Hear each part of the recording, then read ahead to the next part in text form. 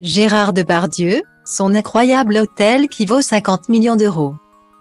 Avec une telle carrière, et de tels cachets dès qu'il tourne dans un film, on se doutait que Gérard Depardieu n'habitait pas un 15e situé en banlieue lointaine.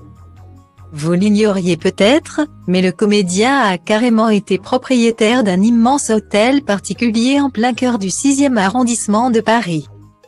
Rue du Cherche-Midi, dans le quartier historique de Saint-Germain-des-Prés à côté du jardin du couvent des Petites Sœurs de la Visitation. Difficile de s'y sentir à l'étroit puisque la propriété s'étend sur 1800 m² environ. Rien que ça. Malheureusement, tant de luxe n'a pas suffi à Gérard Depardieu qui a, un temps, tenté de se séparer de son bien immobilier.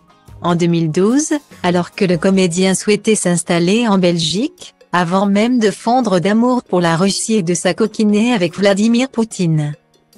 Il avait confié son hôtel particulier à l'agence immobilière d'Adrien Féault qui avait estimé le prix de ce bâtiment de prestige à 50 millions d'euros. La France, j'y serait toujours pour tourner, mais de moins en moins pour y vivre, déclarait l'acteur à qui voulait l'entendre. Pour autant, difficile de savoir s'il a trouvé depuis acquéreur.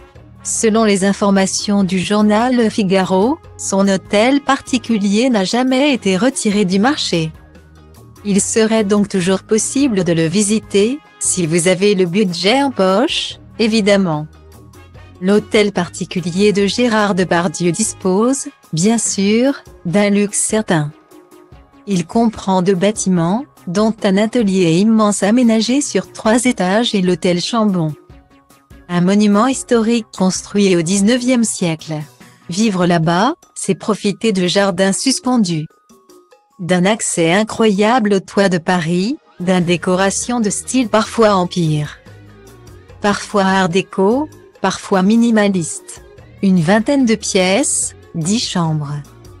Un ascenseur et une piscine intérieure complètent le tableau. Si tout ceci vous fait envie et que vous disposez de 50 millions d'euros, n'hésitez plus. À moins que le prix n'ait augmenté, lui aussi, en raison de l'inflation.